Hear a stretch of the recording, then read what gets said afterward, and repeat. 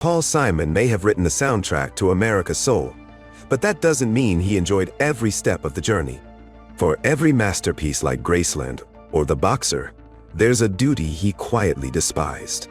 You'd be shocked at how much of his legendary career was filled with obligations he could have done without. Stick around till the end, because one of the duties he hated most actually involves the thing most fans assumed he lived for. You'll never hear his music the same way again. Let's start with the most public part of his job. 1. Award shows. For most artists, award shows are glamorous validation. Not for Paul Simon. While he accepted Grammys and accolades with grace, he's gone on record saying he found the whole scene uncomfortable and disingenuous. Simon saw these ceremonies as less about art and more about industry politics. Even at his commercial peak, he rarely looked enthusiastic on stage unless he was playing music. The idea of dressing up, smiling for cameras, and pretending to network never sat right with him. His acceptance speeches were short, sometimes sarcastic. Fame was a side effect, not the goal.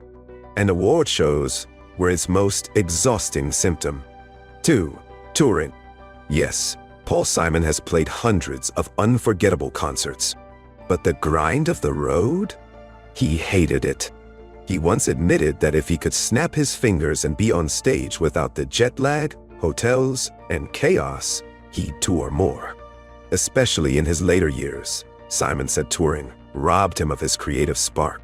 In fact, in 2018, he launched what he called his farewell tour, not out of drama, but relief.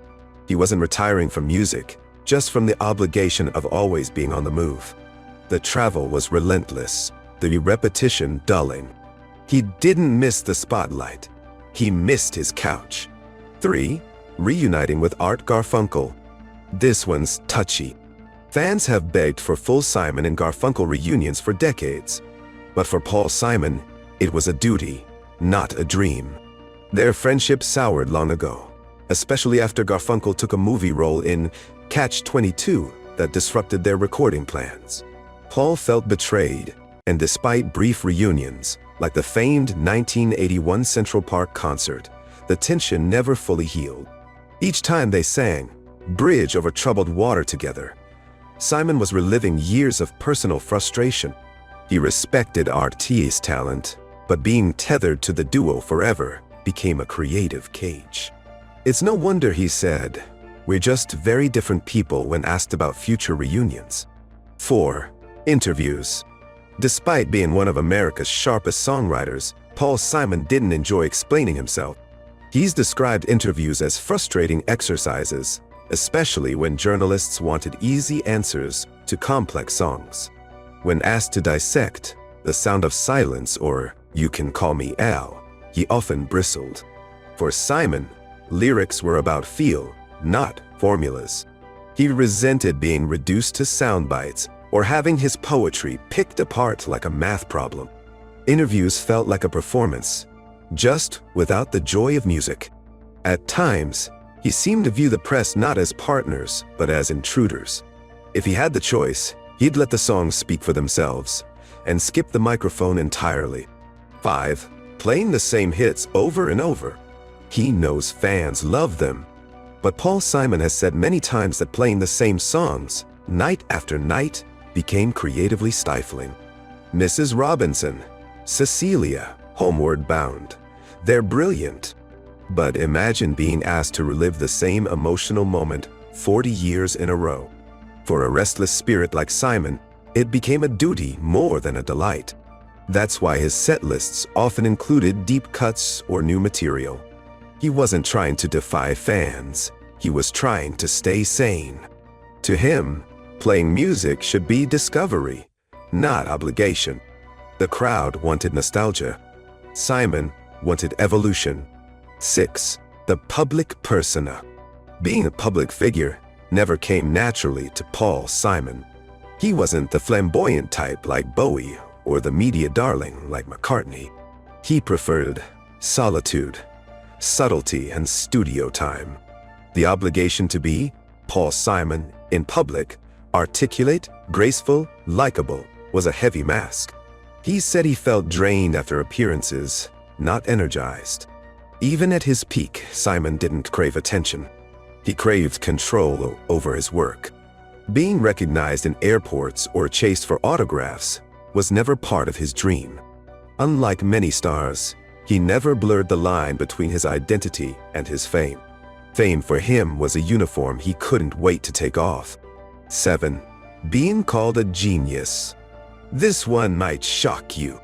Paul Simon has been labeled a genius for decades, but he openly rejected that title. In fact, he seemed to hate it. Why? Because he believed genius was something rare, not something handed out by Rolling Stone magazine. He called himself a craftsman, someone who works hard, experiments, fails, rewrites, and slowly builds songs. He didn't believe in divine inspiration, only dedication. So being called a genius felt like skipping over the grind. Worse, it raised expectations that stifled his freedom. He once said, "If I'm a genius, I'd like to take a few years off." But the label never let him rest. If Chapter 1 revealed the surface duties Paul Simon avoided, Chapter 2 dives deeper into the emotional and psychological toll of those obligations. Because it wasn't just the obvious stuff, like award shows and old partnerships, that weighed on him. It was the feeling that every part of his artistry was being watched, analyzed, and packaged for mass consumption. Paul Simon's songwriting is intricate, filled with metaphors, layered emotions, and hidden meanings. But for decades, he was burdened by the public's obsession with decoding every single line. Fans and critics alike treated his lyrics like puzzles that needed to be solved. Simon hated this, not because he didn't appreciate the interest, but because people often missed the point. Songs like Graceland or American Tune weren't meant to be reduced to newspaper headlines or political analysis. He once said, "People think I write in symbols, but I don't. I write in images." Still, he often felt like he had to explain or defend his work, and that robbed it of its mystery, something he deeply valued. Simon was politically aware and even active, especially in supporting anti-apartheid efforts during the Graceland era tour. But he resented the pressure to constantly weigh in on political issues just because he was famous. The release of Graceland in 1986 sparked major backlash for being recorded in South Africa during the cultural boycott. Though the album celebrated South African music and helped introduce it globally, many activists expected Simon to take a stronger stance or apologize. He refused, not because he didn't care, but because he didn't want to become a mouthpiece.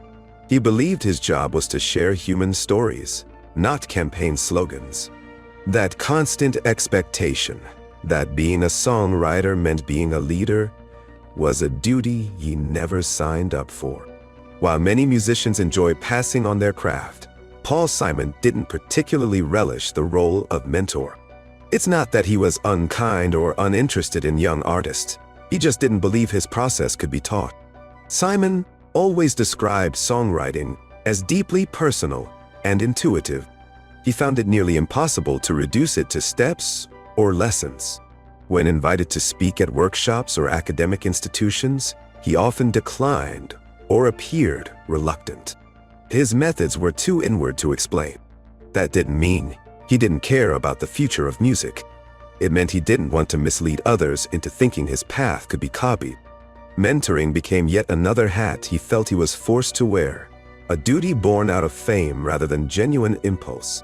Simon once said, "I don't want to be a museum piece." And yet, from the 1990s onward, he was constantly asked to revisit his past.